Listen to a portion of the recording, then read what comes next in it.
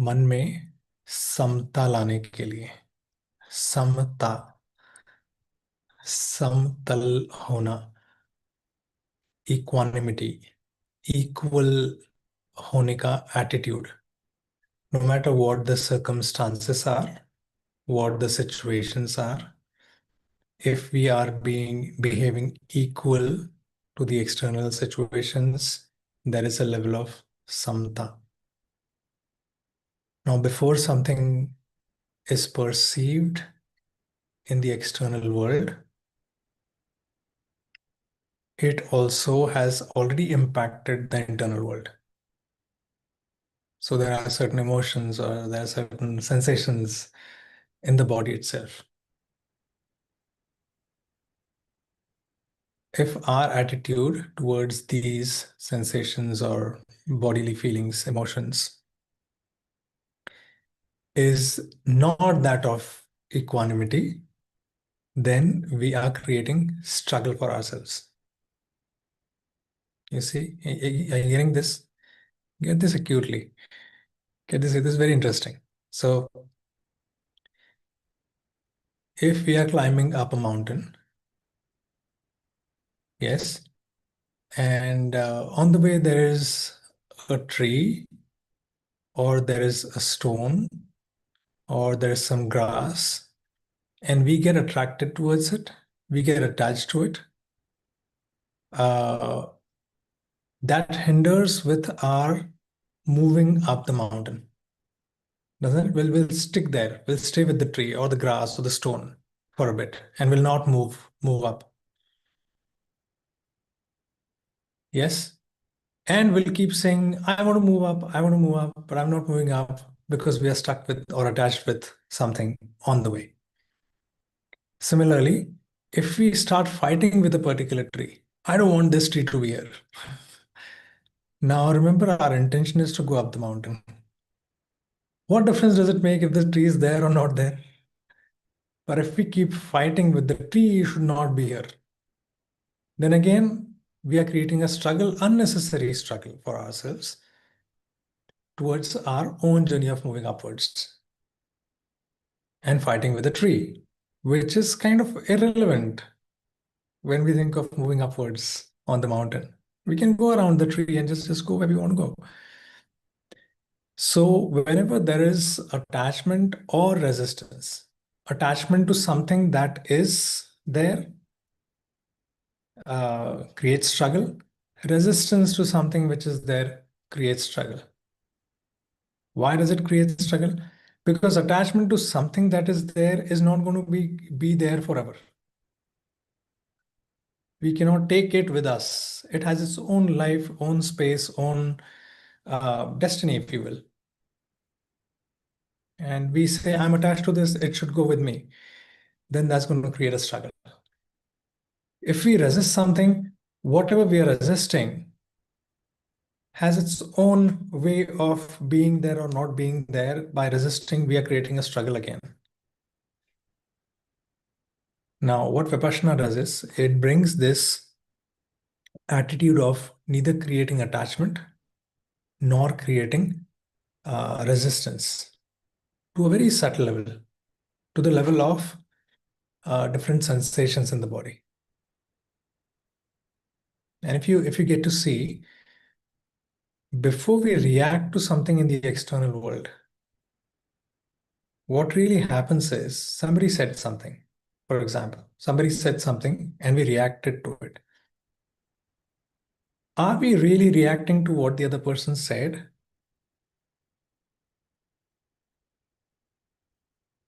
If we look closely, whatever the other person said created some kind of emotion or feeling within us. And we didn't like it.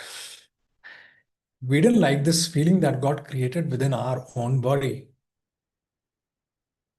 And we reacted to this not liking of this feeling. We didn't react to the other person. For example, if the other person says, okay, here's a beautiful example. All right. There are these two friends who meet after 20 years. And one of them starts beating the other person badly. So people around gather and they get them apart, stop the fight, and tell him, what happened? He said, we're meeting after 20 years. Okay, and then why did you start hitting him? He said, because in the school days, we were together in the same school. And this guy had called me hippopotamus at that point. Okay, but that's 20 years ago. Why you didn't react at that point? Why are you hitting him now? He said, because I had not seen what a hippopotamus looks like at that point. In these 20 years, I have seen the hippopotamus. Now I know what this person called me. So, what did this guy really react to? Did he react to being called hippopotamus or to the emotion that it created when he actually saw the hippopotamus? The reaction that it created, the emotion that it created within him. Oh my God, he called me this, an emotion arose. Now, reaction to this emotion will come up and will be thrown outside in the world. So, really, what we are reacting to is the emotions within us, not the outside world, not the events of the outside world. Vipassana addresses this to the root. Vipassana gets us to stay equanimous with whatever vibrations, whatever sensations arise in the body, and neither resist those nor get attached to those. So you stay equanimous here. You obviously stay equanimous to the external world because what the external world can at the most do is rise some sensations in your body. Does that make sense? Okay, so we'll get into the practice now, and we'll first do anapana, which is breathing, just to focus the mind for a minute or two, and then get into vipassana. And I'll get you to observe the sensations of the body and give instructions accordingly. Okay, sit up straight, get some back support if needed. Just don't sleep. Don't get too comfortable. Roll your shoulders and relax your shoulders. Gently close your eyes. Take a deep breath. And as you exhale, relax your body. Take another deep breath. And as you exhale, relax your mind. There's nowhere to go, nothing to seek in this moment. One more deep breath. And as you exhale, bring your mind to the present moment. We are here and now.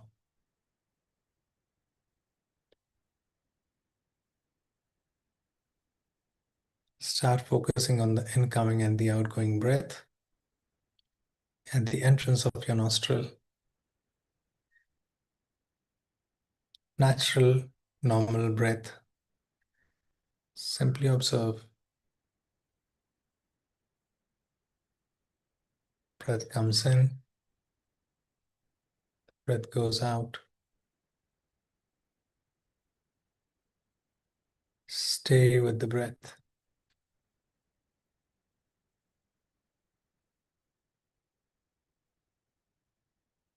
This breath here now is the most important thing happening in the worldwide world right now.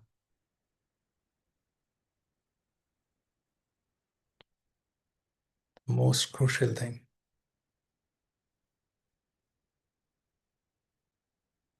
The most alive thing that you can experience. Stay with the breath.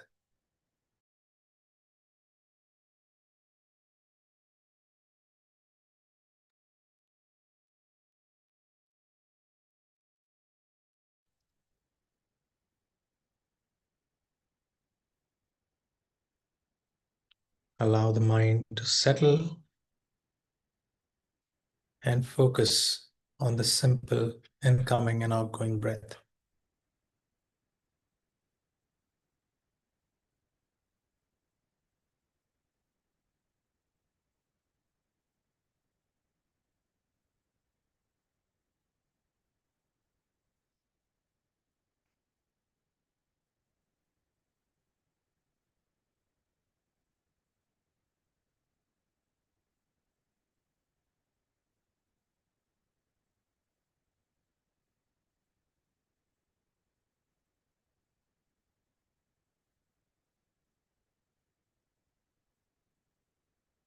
Very nice.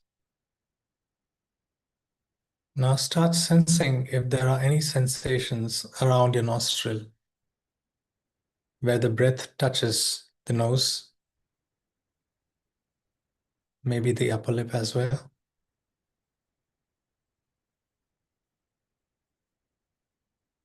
What is the sensation? There could be various kinds.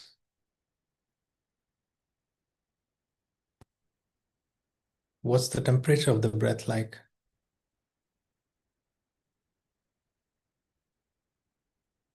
Is the incoming breath slightly colder and the outgoing slightly warmer? That's a sensation.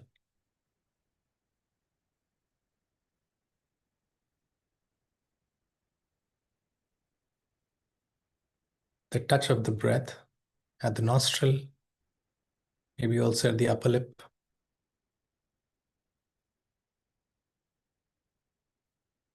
is a sensation.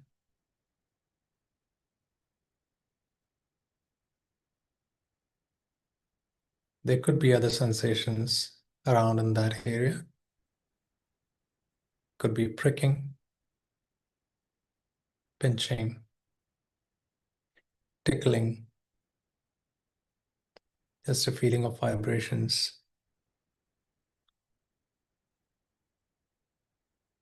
itching, any of that.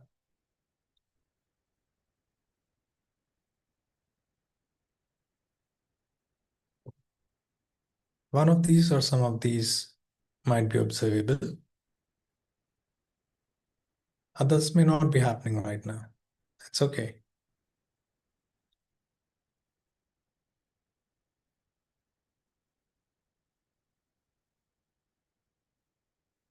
Gently move your attention to the top of your head. And again, simply observe what's the sensation like on the top of the head, on the skull.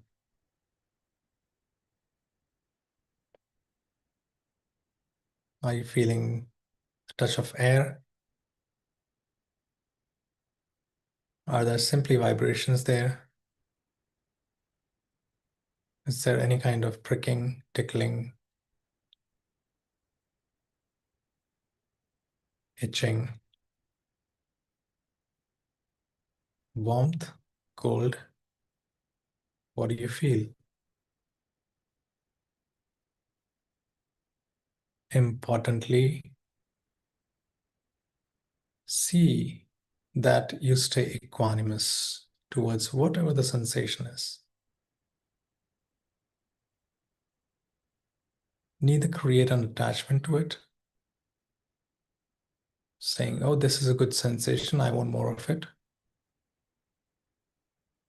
Nor create any resistance. Oh, I don't want this. I don't like this sensation. It should go away. It's the innocent little sensation which will last for a few seconds, maybe a minute, we don't know. It can hardly do any harm, really.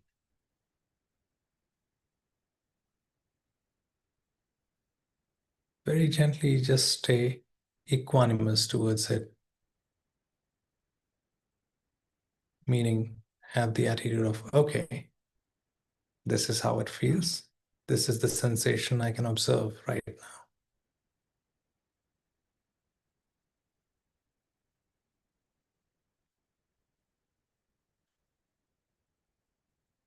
Very good.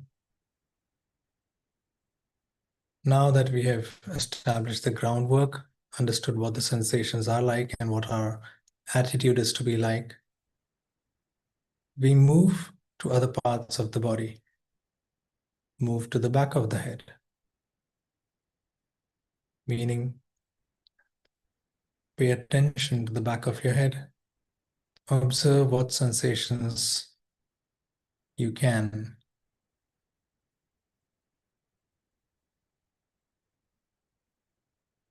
With the attitude of, okay, this is what the sensation is. equanimous attitude.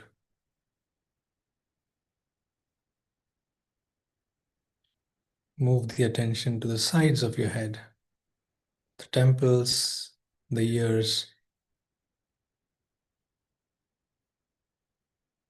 What are the sensations like?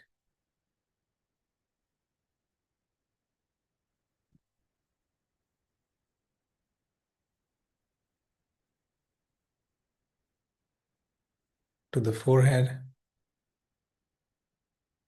What are the sensations like? And gradually moving to the face.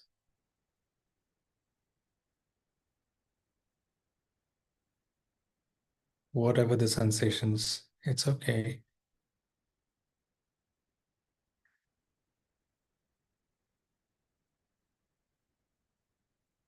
Moving further to the neck.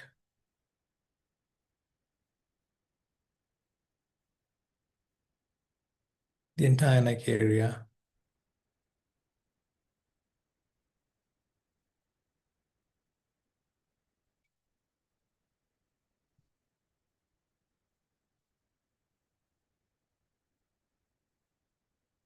Moving further, the shoulders.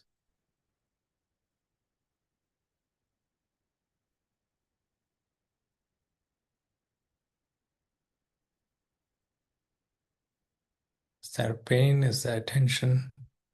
All of that is sensations.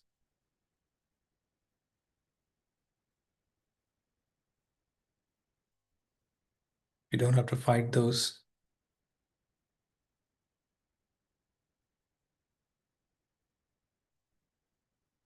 You don't have to crave for more. Keep moving. Upper arms, the biceps and the triceps.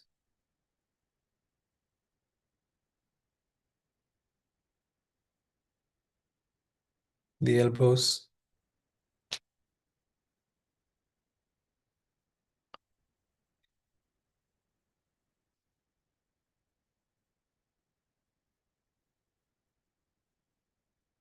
Forearms.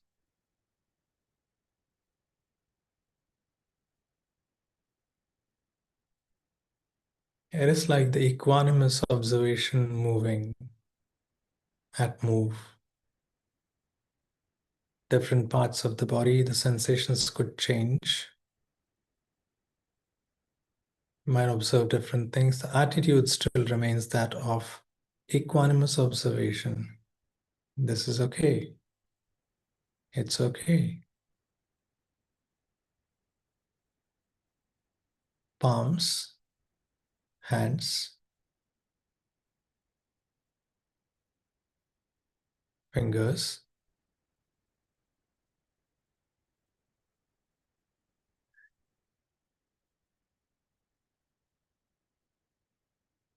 Coming back up. Chest. What are the sensations?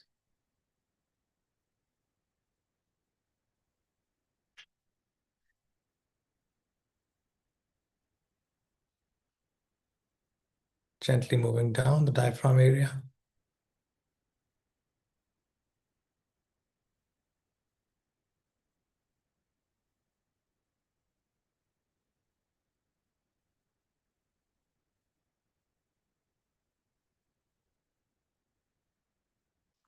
Feeling pressure in some part of the body is a sensation too.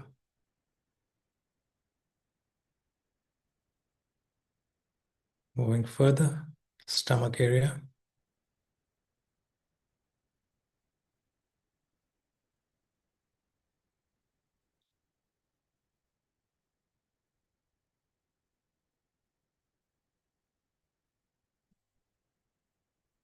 Coming back up. Upper back.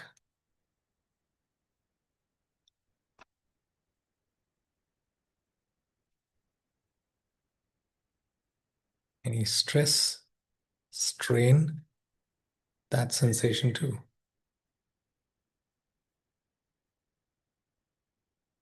You middle part of the back,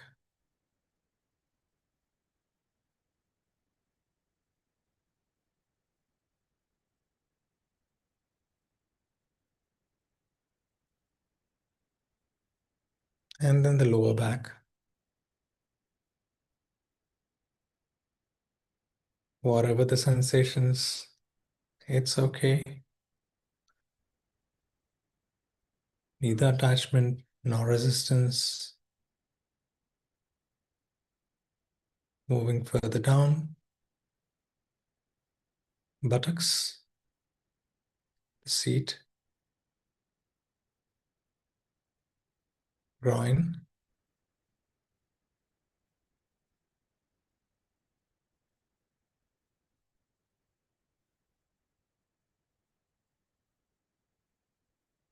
moving further, thighs,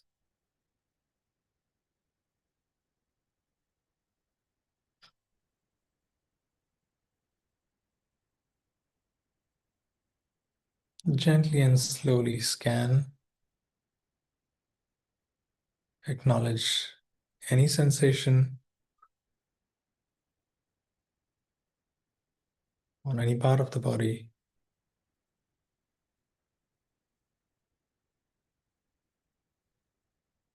This is how it feels. Feel it fully. Move further. Knees,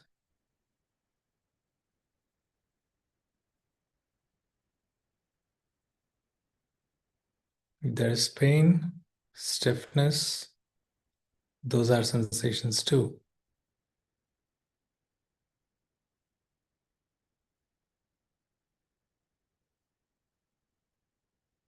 Moving further, calves,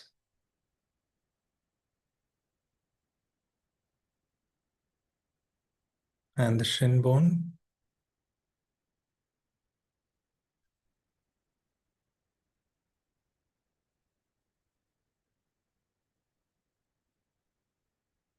Moving further down to the ankles,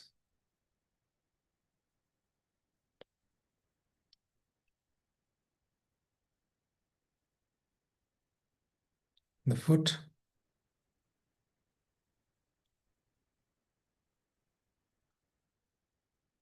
the heel, moving right up to the toe.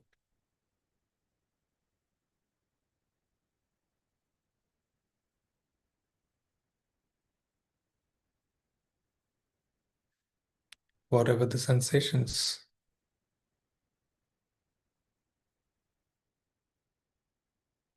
it's okay.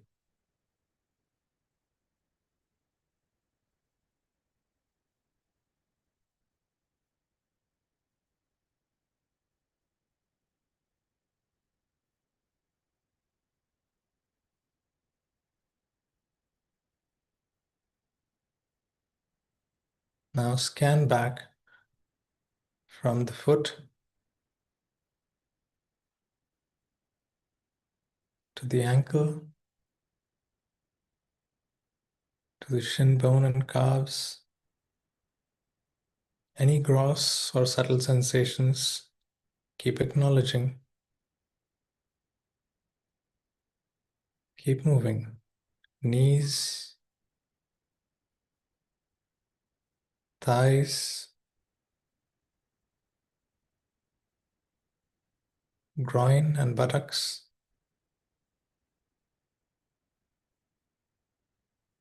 lower back, mid back, and upper back. All the movement of attention is equanimous. Whatever you encounter on the way, encounter it with the attitude of equanimity. It's okay. Stomach, diaphragm area, chest, and shoulders.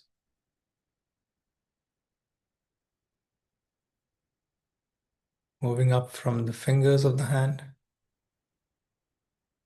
to the palm, back of the palm, wrists, forearms, elbows, biceps and triceps, back to the shoulder,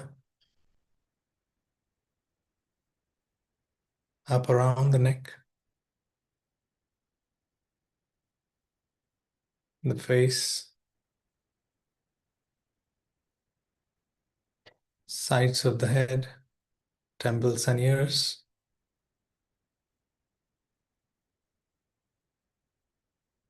equanimous attitude, back of the head,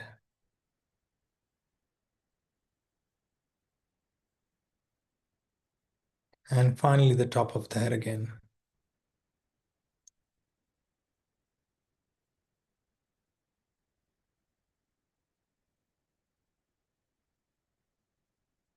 Neither attachment nor resistance, na rag, na dvesh.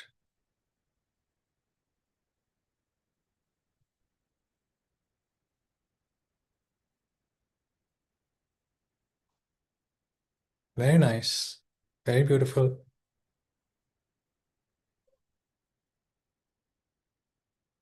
Bring your attention back to the breath.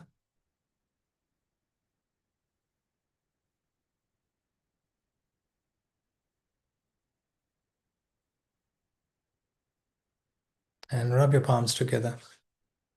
Create some warmth. Give it to your face and your eyes. When you feel ready, open your eyes gently.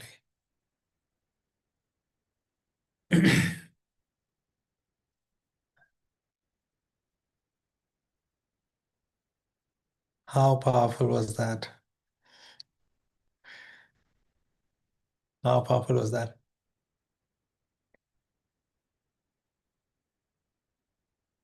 Right? So we're open for questions and sharings now. Ritu says very powerful. Yeah. Yes, it is.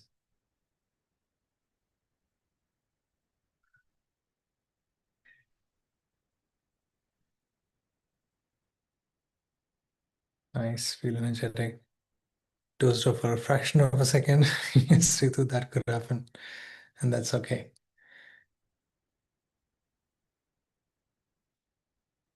So can't concentrate on my breathing. Yeah. Yeah.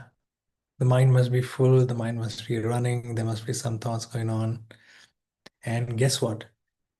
The thoughts that you are either attached to or you're resisting, right? So those won't let your mind to focus, but the more it learns to focus, you'll start getting rid of being attached or resisting thoughts, right? So work on the principles and you'll start seeing the releases happening. Yeah. Any questions, anybody, or any sharings you have? Can I join daily? Absolutely, Rich. Why not? Why not? We have Idanim has lots of recorded meditations, which you could check on the app and do those during the day. And we have morning 7 a.m. sessions and evening 7 a.m., 7 p.m. sessions. And there are different meditations that happen every day, but you could explore all the meditations you want. Keep doing all those and start getting present to which ones you like more, which ones sync with you more, and attend those more often. So you're more than welcome. Ritu says, in what way does one see the release? Outbursts is it? I kind of found that happening to me crazily and uncalled for. Um, Yes and no, Ritu. So there are various different techniques which have different impacts on the psychological mind and on emotions. With Vipassana, what I've observed is you gradually start becoming quieter and quieter and quieter. So a reaction or an outburst could happen mostly if you have misinterpreted or not understood what equanimity is. And instead of being equanimous, you're suppressing the emotions.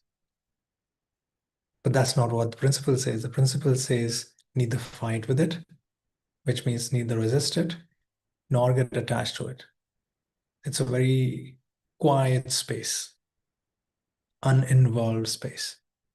So that's happening. You very gradually start, sometimes gradually, sometimes quickly, start becoming um, quiet within. Let me give you my example. You want to listen to my example, Ritu? Yeah, my experience. I first did Vipassana when I was 14 years old.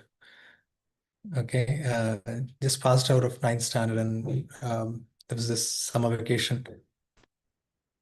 And up until ninth standard, I was very talkative in school. And I did this Vipassana course, fell in love with two things immediately, instantly. One was silence, started becoming very quiet, not talking much, but happily, not talking much, just being joyous with myself. And the second thing I fell in love with was the equanimous space, like being uninvolved, letting go of the struggle of yes and no, and I want this, I don't want this, and so on. So that started occupying space um, in my life. Started becoming equanimous. So these two things very instantly I saw affecting um, my behavior, my attitude towards life, and so on. So personally, I found it very, very powerful, Vipassana, right? So yeah, yeah.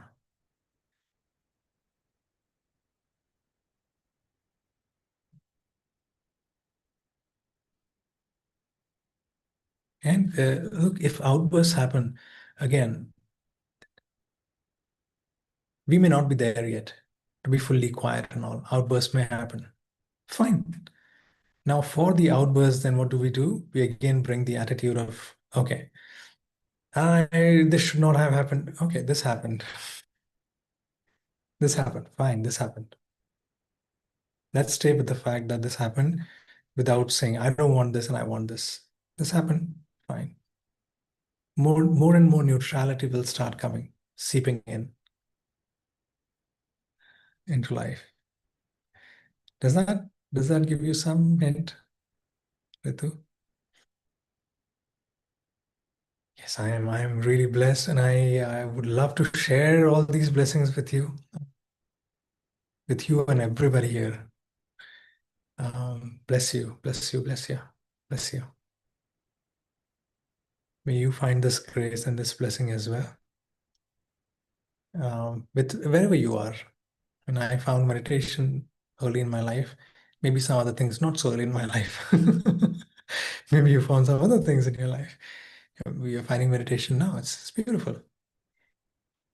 Yeah.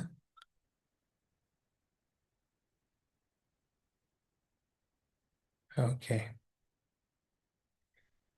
Any other sharings or questions you have? We have another minute or so, and then we can call it a day. I'm getting there. This was just trying to understand why the outbursts happen. Yeah, Jama, this it's accumulated for some time. Oh, it'll find an outlet off and on. Find an outlet off and on. That's okay. Cleaning up, yeah, yeah. The more we are conscious, we realize it's cleaning up. We are not just throwing things on others, and we're not getting into more and more unconscious stuff. So it's all good, all good, all nice. Okay, so let's call it a day this way. Um, may you have a beautiful evening and a beautiful week ahead. I'll see you soon, some other time, some other session. All right. Take good care. Namaste.